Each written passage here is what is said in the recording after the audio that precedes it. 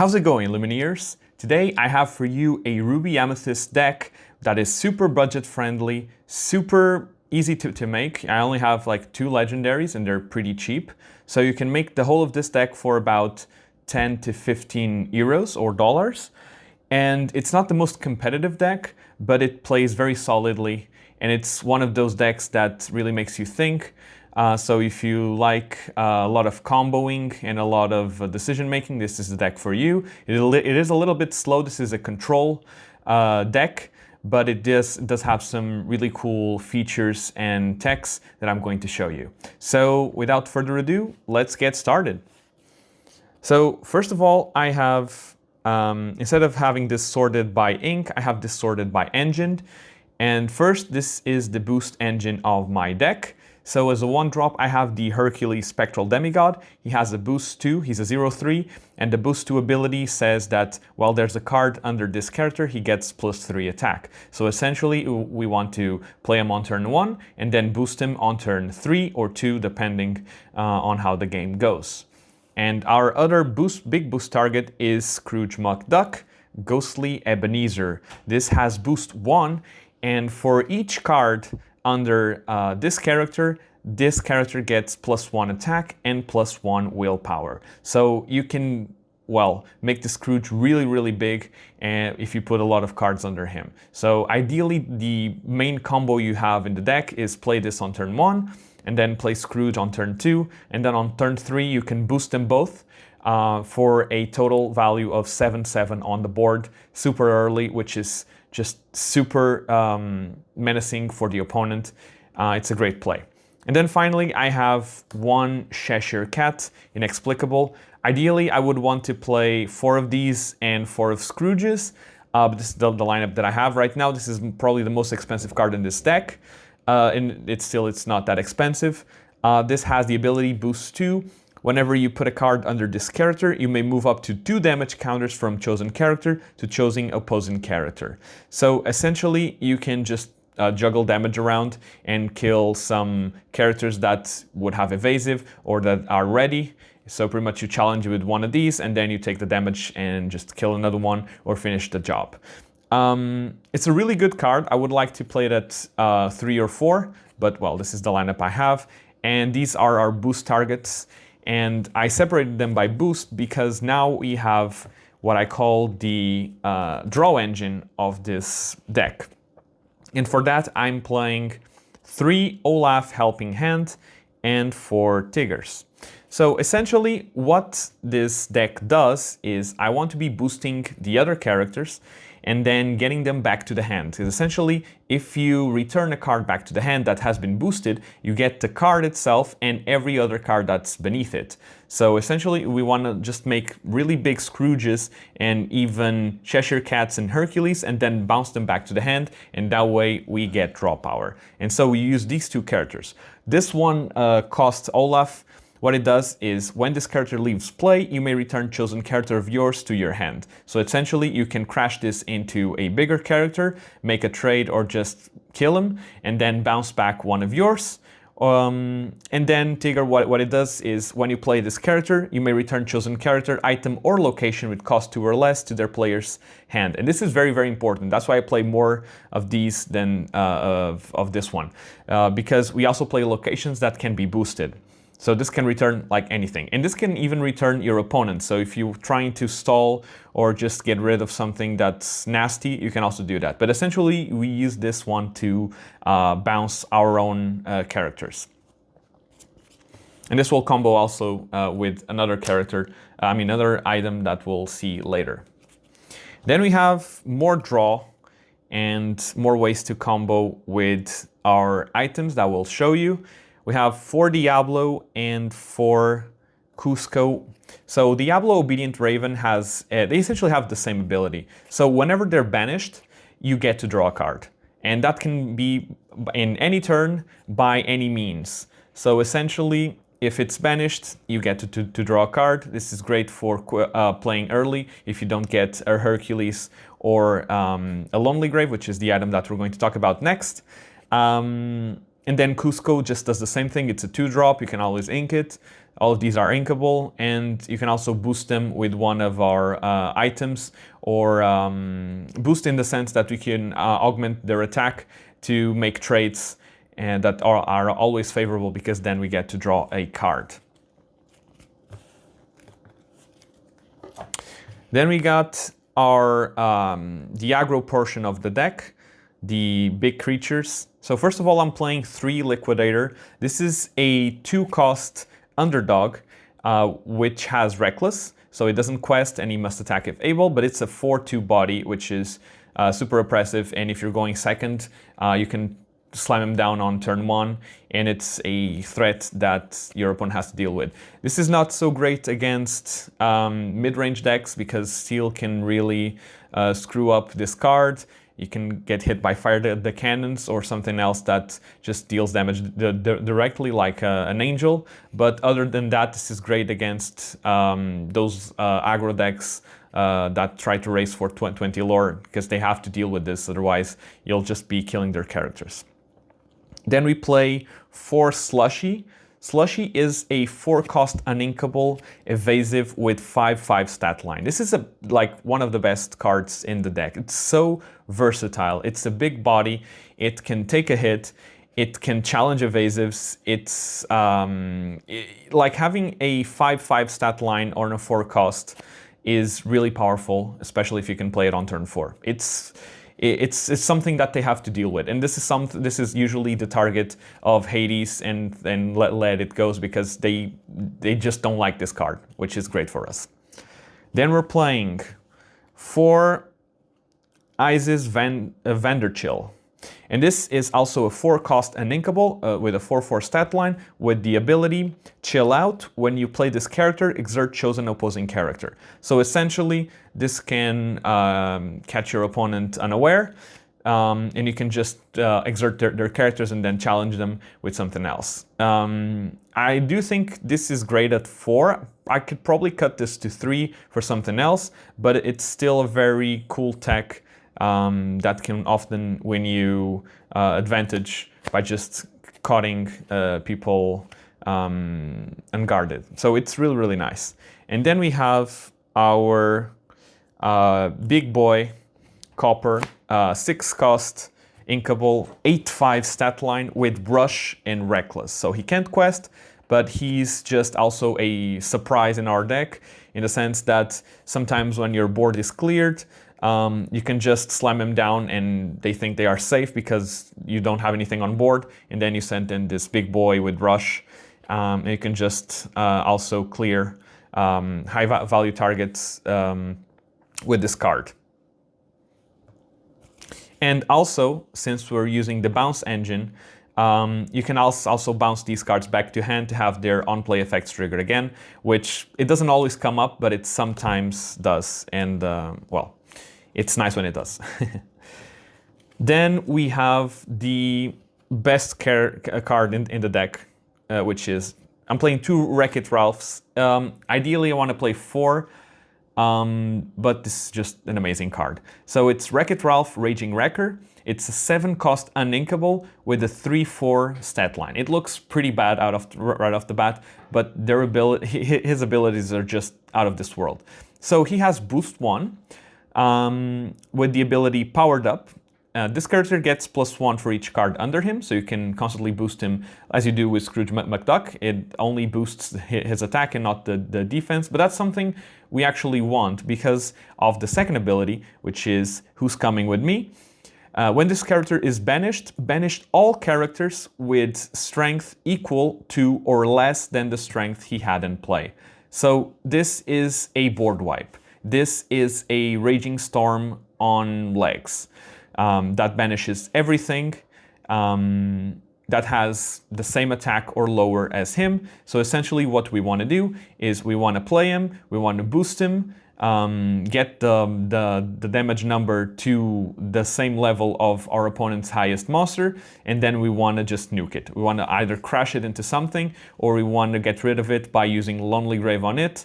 And it just blows up the board. This is an amazing card. I definitely recommend you play this at 4. It's amazing. And then you have some tech cards, starting with Sizu. I'm playing 1, but you could probably play 2 or 3 now that the new set, the Wilds Unknown, is coming out. This will be really strong because of the Dale decks and the toy decks that are coming out. Essentially, this is a 3-cost uninkable with a 1/1 stat line, with evasive, and with the ability Bring on the Heat.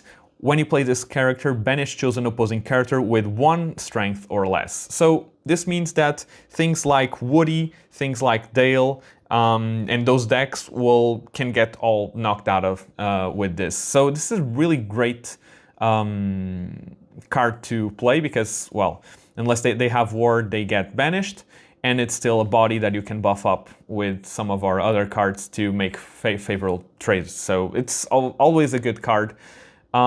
It's uninkable, that's why I play it at just 1, but I think you can get away with playing it at 2. It depends, we'll see how the meta shapes up once the new set comes out. And then finally, for characters, I'm playing 2 Tinkerbell Snowflake Collector. This, I kind of feel good about this card, but this is essentially a win more card because, well, it's a 3-cost inkable with 3/3 stat line. With the abilities Flurry of Delight, while you have 4 or more cards in your hand, this character gains Evasive, and Spectacular Find, while you have 7 or more cards in your hand, this character gets +3 lore. So essentially, this is for late game when you want to close out games. So essentially the way this deck works is you're going to be controlling the board from turn 1 up until, well, when your opponent loses resources. So we want to out-resource our opponent by just controlling the board and getting all those card draws from the boost. And then when you have the control of the board and the head advantage, you want to slap down Tinkerbell and then just quest like crazy, okay? And you also can do some plays with evasive if there's a lot of evasives. So I feel that at the point in which you're already winning, this is just a faster way to close out games because of the lore count. And you will be needing to close out games fast because this deck is super slow. You often get to time in my testing and in the set championships that I went. I often went into turns, so you really need the extra lore pressure to make sure you can close out those 1/1 games which is very, very close and you don't have enough time. And now for locations, I'm playing a split 3-2 locations. I'm playing 2 Scrooge's Counting House, Ebenezer's Office, and 2 the Library. So essentially, this is a boost target. This has the ability Boost 2, Good Business. This location gets +1 willpower and +1 lore for each card under it. This is a more lore heavy and aggressive card, and this is a more control one. The Library has the ability Lost in a Book. It has 8 willpower.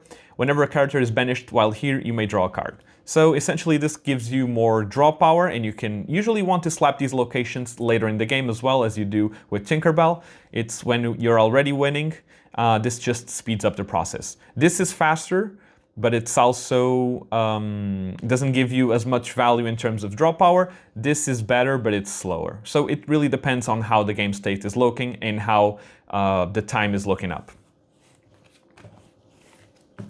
Now we're going for the items, and this is where the cool tech really comes into play.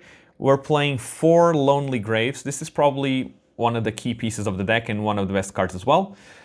This is a 1-cost inkable item, so you can play this also on turn 1 if you don't have anything else. With the ability Haunting Presence, you can exert this card to banish chosen character of yours.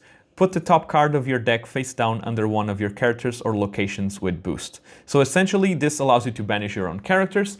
This combos nicely with Diablos. This combos nice with our Wreck-It Ralphs.